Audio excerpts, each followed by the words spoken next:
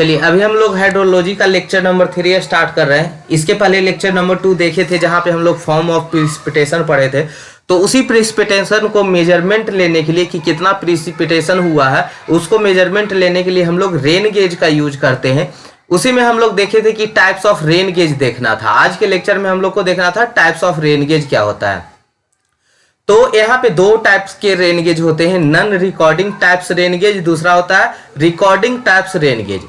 अब यहाँ पे क्या है, नॉन रिकॉर्डिंग टाइप्स जो रेन गेज है आप घर पे भी एक्सपेरिमेंट कर सकते हैं इसका, ठीक है। बहुत ही इजी स्टेप है इसका रिकॉर्डिंग रेन गेज का, जैसा कि आपको पहले भी बता चुके हैं, आज भी एक बार बता देते हैं शॉर्ट में कि आपको क्या करना है। अगर घर पे आप चाहते हैं कि इसका वाटर कितना, जैसे आप सुनते होंगे ना कि इंडिया में इतना सेंटीमीटर बारिश हुआ है, तो सेंटीमीटर में बारिश ये क्या मतलब लॉजिक है। तो सेंटीमीटर में बारिश कहने का मतलब हुआ ना कि आप कोई भी एक बीकर लीजिए जो इस टाइप का हो, कोई भी बीकर लीजिए जो स्टेट हो, मतलब इस टाइप का बीकर हो, उसमें स्केलिंग किया हुआ हो, और इसको क्या करेंगे आप छत पे, अपने छत पे रख दीजिए, ठीक है। जब बारिश स्टार्ट हो जाए तो ये बीकर को आप ले जाकर छत पे रख दे, और ये ख्याल रखिए कि आपके छत के चारों ओर कोई भी ऑब्स्ट्रक्शन ना हो, कोई भी मतलब कि बिल्डिंग ना हो, या मतलब सबसे ऊपर वाला छत पे रखना है, ठीक है, ताकि कोई भी ऑब्स्ट्रक्शन ना आए, रेनफॉल को डिस्टर्ब ना करे, ठीक है। ऐसा ना कि आप कोई दीवार के पीछे रख देंगे तो आधा बारिश आएगा आधा बारिश नहीं आएगा। मेरा कहने का मतलब यही था। तो आप क्या करेंगे, इसको रख दें, जब बारिश छूटे तो आप जाकर देख ले कि कितना सेंटीमीटर आपका बारिश हुआ है। मान लीजिए 2 सेंटीमीटर हुआ है, 4 सेंटीमीटर हुआ है, तो इतना ही डेप्थ ऑफ वाटर हुआ है, जिसमें आप बीकर में रखें। तो जैसे जमीन पे जो पानी होता है, अगर रेनफॉल होता है तो जमीन पे, तो क्या होता है, कुछ पानी अंदर चला जाता है, इनफिल्ट्रेट हो जाता है, कुछ पानी रन ऑफ हो जाता है, कुछ पानी एवोपरेट हो जाता है, तो जिससे हम लोग सही एक्यूरेट नहीं कैलकुलेट कर सकते। तो इसलिए आप बीकर लगाकर आप कैलकुलेट कर सकते हैं। सेम चीज यहीं पे है साइमन्स रेन गेज। ये क्या होता है, गवर्नमेंट के थ्रू ये इंस्टॉल किया जाता है एक फील्ड में, ठीक है। ये जैसे मान लीजिए कि कोई एरिया है, जैसे मान लीजिए 520 किलोमीटर स्क्वायर एरिया के बीच में एक रेन गेज को इंस्टॉल करना है। उसी टाइप से फिर 520 किलोमीटर के एरिया में एक रेन गेज इंस्टॉल किया जाएगा। उसी तरह से पूरा इंडिया में रेन गेज को इंस्टॉल किया गया है। अब सभी रेन गेज में देखा जाएगा कि आज कितना सेंटीमीटर पानी हुआ है, उसी को एवरेज लेके बताया जाता है कि इंडिया में इतना सेंटीमीटर ऑफ बारिश होता है। जैसे एनुअल एवरेज जो है इसका इंडिया का वो कितना है, 119.94 लगभग 120 सेंटीमीटर है। तो कैसे पता चला कि इंडिया में 120 सेंटीमीटर का प्रिसिपिटेशन होता है हर साल, ठीक है, एवरेज। तो ऐसा ही पता चला कि एक डाटा आपको डेली दिया जाता है, गवर्नमेंट के थ्रू ये लगाया गया है, जिसे डेली का डाटा दिया जाता है, उसी को एक एवरेज कैलकुलेट करके आपको बताया जाता है कि इंडिया का जो रेनफॉल का एवरेज है एक साल में वो कितना है, 120 सेंटीमीटर है या 119.4 सेंटीमीटर है, ठीक है। तो ये साइमन्स रेन गेज है जो अभी आप छत पे इंस्टॉल कर रहे थे, सेम उसी प्रकार से होता है। फील्ड में आपको क्या करना है, एक कंक्रीट का ब्लॉक बनाना है। जैसे हम कोई मशीन इंस्टॉल करते तो उसके लिए कोई स्ट्रक्चर बनाते हैं ना, जैसे आपको मान लीजिए देखे होंगे कहीं पे आटा चक्की वाला मशीन देखे होंगे ना, वहां पे क्या होता है, नीचे पहले ब्लॉक बना रहता है कंक्रीट का, उसके ऊपर इंस्टॉल रहता है। उसी प्रकार से हम खेत में जाकर बीचों बीच, जहां चारों ओर लगभग 30 मीटर तक कोई भी ऑब्स्ट्रक्शन नहीं होना चाहिए, कोई भी बिल्डिंग वगैरह नहीं होना चाहिए, ताकि रेनफॉल डिस्टर्ब ना हो सके, ठीक है। तो यहाँ पे क्या होता है कि एक कंक्रीट ब्लॉक बनाते हैं जो ग्राउंड से 5 सेंटीमीटर ऊंचा तक बनाना है, 5 सेंटीमीटर एबव द ग्राउंड। अब क्या करना है, उसमें एक बॉटल फिट करना है जिसका कैपेसिटी ऑफ कंटेनर है 1 लीटर है, यानी इस बॉटल का कंटेनर का कैपेसिटी 1 से 2 लीटर का होगा। ये मेटल का बना होता है, 30 सेंटीमीटर हाइट तक रहेगा। इसमें एक ऊपर फनल रहेगा जो वाटर को रिसीव करेगा, जिसे हम लोग कलेक्शन रिम के नाम से भी जानते हैं। इसका जो आपका डाया है वो 12.7 mm का है, ठीक है। ये जो कलेक्शन रिम का डाया है 12.7 सेंटीमीटर का। ये सब ऑब्जेक्टिव द्वारा पूछा जाएगा क्वेश्चन कि जो Simons non recording types rain gauge में जो साइमन्स रेन गेज है उस बॉटल का या कंटेनर का कैपेसिटी कितना होता है, तो 1 to 2 लीटर। पूछा जाएगा कि हाइट कितना होता है, 30 सेंटीमीटर। पूछा जाएगा कलेक्शन रिम का डाया कितना होता है, तो 12.7 सेंटीमीटर, जिसे फनल के नाम से भी जानते हैं। क्लियर। अब क्या आता है, पूछा जाएगा, एक और क्वेश्चन पूछा जाएगा कि ये जो हम मेजरमेंट लेते हैं इंस्टॉल है, तो वहां पे जाके आपको मैनुअली जाके पता करना है कि इसमें कितना सेंटीमीटर ऑफ बारिश हुआ। तो ये टाइमिंग रहता होगा ना, कोई तो नहीं कि जाके अभी रात में चला गया, सुबह में चला गया, दोपहर में चला गया। तो इसका एक अपना टाइमिंग है, इंडिया का टाइमिंग है 8 साढ़े 8 सुबह में, ठीक है। एक सेकेंड, इंडिया में जो मेजरमेंट लेते हैं उसका टाइमिंग कितना है 8:30 AM पे, ठीक है। चलिए अब नेक्स्ट आते हैं इसी से नॉन रिकॉर्डिंग टाइप में ही।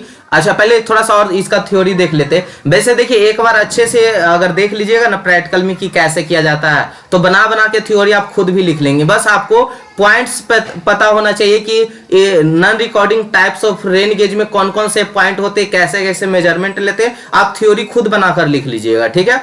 From here we get volume of rainfall. एक बॉटल में अगर वाटर कलेक्ट हो रहा है तो उसमें क्या आएगा, वॉल्यूम आएगा। वॉल्यूम आएगा तो उससे हम डेप्थ निकाल सकते हैं। तो डेप्थ ऑफ रेनफॉल, हमको डेप्थ चाहिए, तो डेप्थ ऑफ रेनफॉल कैसे निकालेंगे, वॉल्यूम ऑफ रेनफॉल बटा एरिया ऑफ कलेक्शन रिम। जितना एरिया है कलेक्शन रिम का और जितना वॉल्यूम आया, दोनों को डिवाइड कर देंगे, आपको क्या निकल जाएगा, डेप्थ ऑफ रेनफॉल निकल जाएगा। उसके बाद आते हैं it can measure 100 to 175 rainfall at a time. इतना सेंटीमीटर तक, ये अगर सेंटीमीटर में कन्वर्ट करेंगे तो 10 सेंटीमीटर टू 70.5 सेंटीमीटर तक रेनफॉल एक टाइम में आपका क्या हो सकता है, मेजर हो सकता है। उसके बाद आता है आईएस रेन गेज, उसी का मॉडिफिकेशन है, उसी का जो अभी साइमंस रेन गेज पढ़ रहे थे उसी का मॉडिफिकेशन है IS rain gauge. This is similar to Symons rain gauge but modification, following modification is made to match with the Indian condition।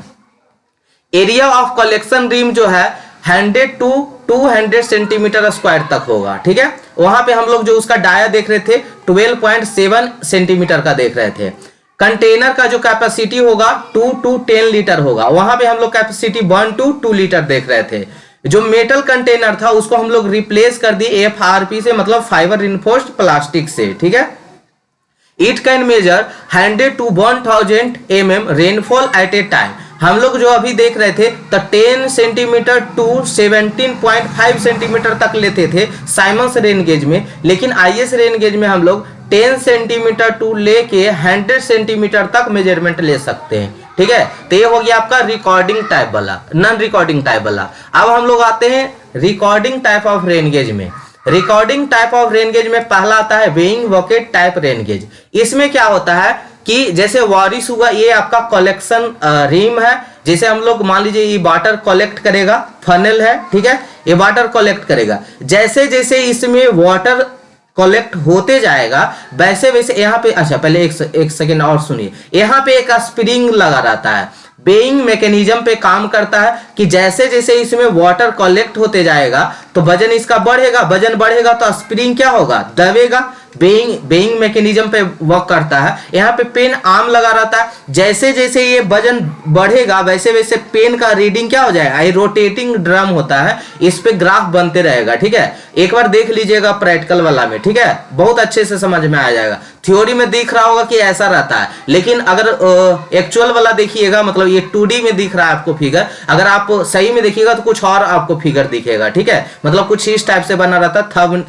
Thumbnail में देखे होंगे ना, उस टाइप से एक बकेट ऐसे बना रहता है। यहाँ पे इस तरह से ग्राफ रहता है, यहाँ पे एक फनल जिसमें वाटर आएगा, ये फनल रहता है, यहाँ पे पेन आर्म लगा रहता है, इसी में ग्राफ का पेपर बना रहता है इसी में, ठीक है। अब यही पेन का ग्राफ शो होते जाएगा, जैसे जैसे ये वजन बढ़ेगा वैसे वैसे दबते जाएगा, वैसे इसे पेन ही क्या होते जाएगा, यहाँ पे ग्राफ बनाते जाएगा, ठीक है। इस तरह से ग्राफ बना, जैसा भी ग्राफ बने, ठीक है, ऐसा देखिए, कोई जरूरी नहीं कि ये जो ग्राफ बना हुआ है ऐसा ही ग्राफ बनेगा, वो डिपेंड करेगा कि कैसा रेनफॉल हुआ है, उस टाइप से यहाँ पे ग्राफ बनेगा। तो यही है concept being bucket type rain gauge का, कि जैसे जैसे वाटर यहाँ पे आएगा वैसे वैसे स्प्रिंग जो है दबेगा तो यहाँ पे क्या बनेगा, आपका ग्राफ ड्रॉ होते जाएगा। Recording type of rain gauge में क्या होता है, वहां पे हम सिर्फ डेप्थ का मेजरमेंट ले रहे थे, यहाँ पे डेप्थ का भी लेते हैं, रेनफॉल इंटेंसिटी का भी लेते हैं और ड्यूरेशन ऑफ रेनफॉल का भी यहाँ पे मेजरमेंट लेते हैं। तो यही एक खासियत recording type of rain gauge का। नॉन रिकॉर्डिंग में हम लोग सिर्फ डेप्थ का मेजरमेंट लेते थे, क्लियर। इसमें एक ग्राफिकल सिस्टम लगा होता है, जो आप ग्राफ देख रहे होंगे, ये जब जितना वाटर रिसीव होगा, जितना रेनफॉल रिसीव होगा, वो एक ग्राफ बनते जाएगा, ठीक है। और आपका मेजरमेंट के लिए वहां पे जाके आपको खुद यहाँ पे देखिए, जब एक्स्ट्रा पानी यहाँ पे 300 mm तक का शायद कैपेसिटी रहता है, ठीक है। यहाँ पे अगर उससे ज्यादा वाटर हो जाता है तो मैनुअली जाके इसको हटाना पड़ता है, निकालना पड़ता है। लेकिन इसी में एक पढ़ेंगे नेचुरल साइफन टाइप, जिसमें क्या होगा, ऑटोमेटिक ड्रेन होता जाएगा वाटर। तो चलिए इसको देखते हैं, उसके बाद अगला देखते हैं। इसमें कुछ थ्योरी है, उसको देख लेते हैं। It measure cumulative rainfall versus time, it can receive both rainfall and snowfall. इसमें हम दोनों का मेजरमेंट लेते हैं। The rainfall recorded by this gauge in form of mass curve. इसको आपको मास कर्व से पता चलता है, और मास कर्व में जो स्लोप रहता है वो आपको रेनफॉल इंटेंसिटी बताता है। तो यहाँ पे जो स्लोप दिख रहा होगा वो आपको क्या शो करेगा, रेनफॉल इंटेंसिटी शो करेगा, ठीक है। The slope of mass curve at any time gives rainfall intensity. Slope of mass curve at any time gives rainfall intensity. जो हम लोग को इंडिया में यूज होता है नेचुरल साइफन और float type of rain gauge, used as a recording type of rain gauge in India. अब देख लेते हैं नेचुरल साइफन टाइप और फ्लोट टाइप के बारे में। इसमें क्या होता है, यहाँ पे देखिएगा, पहले फिगर देखिएगा, पहले मैं इसका समझ लीजिए कैसे होता है। ये वाला जो बना हुआ है ना, ये यहाँ पे नीचे में रहता है, ठीक है। अब समझिएगा इसमें कैसे वर्क करता है। सबसे पहले यहाँ पे रेनफॉल आएगा, जो आपके फनल के थ्रू इस चैम्बर में वाटर आएगा। इस चैम्बर में वाटर आएगा तो ये फ्लोटिंग यहाँ पे सिस्टम लगा रहता है। जो वाटर अगर यहाँ पे आएगा, वाटर आएगा तो उसके बाद ये फ्लोट होना स्टार्ट हो जाएगा। जैसे जैसे फ्लोट होता जाएगा वैसे वैसे यहाँ पे कर्व, मान लीजिए पहले नीचे था, ये जो फ्लोटिंग बॉडी है वो नीचे रहता है, यहाँ पे रहता। तो पेन का जो यहाँ पे है, पेन आर्म यहाँ पे रहता, पेन आर्म यहाँ पे रहता। जैसे जैसे वाटर इसमें आते जाएगा वैसे वैसे फ्लोटिंग इसका बढ़ते जाएगा। जैसे जैसे ये फ्लोट होना स्टार्ट हो जाएगा ऊपर की ओर, तो जैसे जैसे होते जाएगा वैसे वैसे यहाँ पे ग्राफ बनना स्टार्ट हो जाएगा। लेकिन यहाँ पे और एक चीज समझिएगा कि अभी जस्ट हम वेइंग बकेट पढ़ रहे थे, उसमें अगर ज्यादा वाटर हो जाता था उसको मैनुअली जाके हटाना पड़ता था, तो उसमें काफी डिफिकल्टी आता है। रात के टाइम हो या हिली एरिया पे हो, तो इस सब में उसको स्पेशल एक मजदूर रहेगा जो उसको क्या करना पड़ेगा, हटाना पड़ेगा। तो इसीलिए यहाँ पे क्या करेंगे हम कि आपका नेचुरल साइफन टाइप का हम यूज करेंगे। इसमें क्या होता है ना कि ये जो वाटर इतना है तो इसमें वाटर यहाँ पे आते जाता है, आते जाता है। एक टाइम आएगा जब वाटर कहाँ पे आएगा, यहाँ पे, तो यहाँ पे आएगा तो ये वाटर को क्या कर देगा, ड्रेन कर देगा। फिर से खाली हो जाएगा चैम्बर, ये चैम्बर जो है आपका फिर से खाली हो जाएगा, फिर से वो प्रोसेस होगा। तो यही प्रोसेस होता रहेगा किसमें, फ्लोटिंग टाइप में। क्लियर। तो चलिए यहाँ पे देख लेते हैं नेचुरल साइफन टाइप और float type. Under normal condition siphon rain gauge are preferred over other rain gauge पर as per the IS code, the curve drawn using this gauge in form of a mass curve।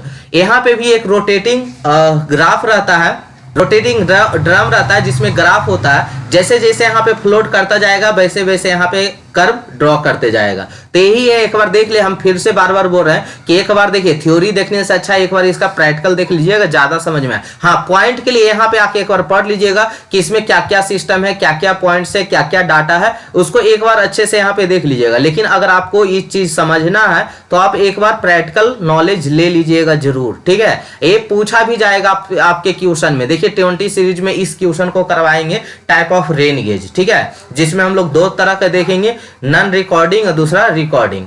Tipping bucket type rain gauge, इसमें क्या होता है ना, कुछ इसका देखिए video भी भेजेंगे, एगो शॉर्ट वीडियो देखे हैं, उसमें उसको भेजेंगे। यहाँ पे क्या होता है, यहाँ पे वाटर फनल के थ्रू आता रहता है। यहाँ पे दो तरह का सिस्टम लगा रहता है, इस टाइप का सिस्टम लगा रहता है। यहाँ पे इस तरह का सिस्टम लगा रहता है, इधर से रहता है। और इसमें क्या होता है, दो तरफ कोनिकल फनल यहाँ पे लगाया रहता है इस तरह से। अगर इसमें वाटर आया, अगर इसका वेट ज्यादा हो गया तो ये वेट नीचे झुकेगा, नीचे झुक के इस कोन में पानी आ जाएगा। फिर इसके बाद ये पानी इसमें आना स्टार्ट हो जाएगा, फिर ये भरेगा तो इसमें गिरेगा। उसी तरह से ये चलते रहता है, ठीक है। तो यही है tipping bucket type rain gauge. इसको देख लीजिएगा, एक बार शॉर्ट वीडियो भेजेंगे ग्रुप में, ठीक है, उसको देख लीजिएगा। अगर आप बाद में ज्वाइन हो या बाद में वीडियो देख रहे हैं तो आप हमसे मेरे नंबर पे कांटेक्ट करके इसका शॉर्ट वीडियो देख ले, या यूट्यूब पे अवेलेबल, आप सर्च कीजिएगा tipping bucket type rain gauge short video, तो वो वाला वीडियो आपको खुद दिख जाएगा। To measure rainfall at a remote location it will tip for every 2.5 mm of water collection. ठीक है, तो इसको एक बार देख लीजिएगा। अब आते हैं हम लोग रेनगेज डेंसिटी के बारे में बात करते हैं। रेनगेज डेंसिटी क्या है कि कितने एरिया में कितने रेनगेज इंस्टॉल करना है, कितना एरिया में कितना रेनगेज इंस्टॉल करना है, उसी को हम लोग रेनगेज डेंसिटी बोलते हैं। तो density of rain gauge network it is defined as the number of rain gauge per unit given area as per the code types of area, कैसा आपका एरिया है और कितना आपको इंस्टॉल करना है रेनगेज। अगर टाइप्स ऑफ एरिया में हम लोग प्लेन एरिया देखते हैं तो इसमें हम रेनगेज डेंसिटी एक रेनगेज इंस्टॉल करेंगे कितना में 520 किलोमीटर स्क्वायर एरिया में आपको एक रेनगेज इंस्टॉल करना है। जो अभी हम बता रहे थे ना कि इंडिया में बहुत सारा रेनगेज है जिसका हम लोग एवरेज लेके बताते हैं कि इतना प्रेसिपिटेशन हुआ है, इतना रेनफॉल हुआ है। ठीक है, तो उसके लिए अगर प्लेन एरिया है तो 520 किलोमीटर स्क्वायर पे एक आपको रेनगेज देना है, फिर 520 किलोमीटर स्क्वायर पे एक रेनगेज देना है, फिर जितना रेनगेज होगा सभी का एवरेज लेके बताएंगे कि इतना सेंटीमीटर ऑफ रेनफॉल हुआ है। ठीक है, अगर एलिवेटेड एबव 1000 mm से मीटर से ऊपर का एरिया है तब उसमें हम लोग 390 किलोमीटर स्क्वायर से 260 किलोमीटर स्क्वायर तक में एक नंबर ऑफ रेनगेज को क्या करेंगे, इंस्टॉल करेंगे। हिली और माउंटेन एरिया है तो 130 किलोमीटर स्क्वायर पर एक रेनगेज को इंस्टॉल करेंगे। Clear. Calculation of optimum number of rain gauge, कैसे हम निकालते हैं कि हमें कितना रेनगेज इंस्टॉल करना पड़ेगा। इसके लिए कुछ फॉर्मूला है, उसके बाद इसका न्यूमेरिकल भी सोल्व करेंगे। तो calculation of optimum number of rain gauge, जिसमें डिग्री ऑफ एरर आपको क्वेश्चन में ही दिया रहेगा, ई परसेंटेज का जो वैल्यू है क्वेश्चन में ही दिया रहेगा। आपको एन निकालना कितना नंबर ऑफ रेनगेज लगेगा, तो नंबर ऑफ रेनगेज का जो फॉर्मूला होता है N is equal to CV upon E का होल स्क्वायर, जिसमें ई क्या है, डिग्री ऑफ एरर। ये आपको क्वेश्चन में ही दिया रहेगा। ठीक है, डिग्री ऑफ एरर। बाकी बचा CV क्या है, तो CV होता है coefficient of variation. Coefficient of variation जो है CV equal to 100 sigma upon P bar. P bar क्या है यहाँ पे, तो एवरेज लेना है कितना प्रेसिपिटेशन हुआ है सभी स्टेशन पे, जहां जहां आप रेनगेज इंस्टॉल किए थे सभी पे कितना आपका प्रेसिपिटेशन हुआ है। ठीक है, तो वेयर सिग्मा स्टैंडर्ड डिविएशन है, स्टैंडर्ड डिविएशन निकालते हैं जब हम P एवरेज निकाल लेते हैं तब। यानी आपको सीधा सीधी आपको CV का वैल्यू पता होना चाहिए। CV क्या होता है, 100 सिग्मा अपॉन P बार, जिसके लिए P बार का फॉर्मूला लगाएंगे और सिग्मा का फॉर्मूला लगाएंगे। ये दोनों का वैल्यू निकाल के हम CV निकाल लेंगे। CV के बाद डिग्री ऑफ एरर दिया हुआ रहेगा, तो CV upon degree of error का होल स्क्वायर, तो ही आ जाएगा नंबर ऑफ रेनगेज। ठीक है, तो आइए उसको देखते हैं। अब एवरेज प्रेसिपिटेशन P बार कैसे निकालते हैं, तो जितना आपका उस एरिया में जितना रेनगेज इंस्टॉल होगा सभी का समेशन बटा टोटल नंबर। जैसे 5 रेनगेज है तो P1 plus P2 plus P3 plus P4 plus P5, अब बटा क्या हो जाएगा, 5 बटा हो जाएगा 5। यही निकलेगा आपका P बार, यही निकलेगा आपका P बार। ठीक है, अब आते हैं सिग्मा का वैल्यू कैसे निकालेंगे, तब P1 माइनस P बार का whole square plus P2 minus P bar का होल स्क्वायर। जो अभी P बार निकाले ना, यहाँ से P बार निकल जाएगा ना, तब P1 माइनस P बार कर देंगे, फिर P2 माइनस P बार कर देंगे, फिर प्लस सबका स्क्वायर भी P3 माइनस P बार का होल स्क्वायर, फिर क्या हो जाएगा P4 माइनस P बार का होल स्क्वायर, उसी तरह से P5 माइनस P बार का होल स्क्वायर बटा n माइनस 1 का अंडर रूट। यहीं से वैल्यू किसका निकलेगा, सिग्मा का। तो सिग्मा का भी वैल्यू निकाल देंगे। सिग्मा का वैल्यू निकालने के बाद आपको CV का n का फॉर्मूला लगा देंगे, CV बटा डिग्री ऑफ एरर का होल स्क्वायर, जिसमें CV का वैल्यू क्या था, 100 सिग्मा अपॉन P बार। तो सिग्मा का वैल्यू P बार का वैल्यू पुट करने के बाद CV निकलेगा, CV को पुट कर देंगे, डिग्री ऑफ एरर देल रहेगा उसका होल स्क्वायर कर देंगे, तो नंबर ऑफ रेनगेज निकल जाएगा। देखिए यहाँ पे कुछ क्वेश्चन भी है, तो क्वेश्चन को हम नेक्स्ट वीडियो में करवा देते हैं। ठीक है, देखिए जैसे यहाँ पे देखिए क्या क्या दिया हुआ, एक हिंट दे देते हैं। In catchment there are 6 rain gauge दिया हुआ है, with average depth of rainfall दे दिया है, एंड स्टैंडर्ड डिविएशन भी वैल्यू दे ही दिया है, और 10% डिग्री ऑफ एरर दिया हुआ, सारा कुछ दिया हुआ है। Find out optimum number of rain gauge direct निकालना है। तो कल के लेक्चर में जितने भी क्वेश्चन होंगे वो सोल्व करवा देंगे, उसके बाद हम लोग नेक्स्ट टॉपिक पे बढ़ेंगे, ठीक है।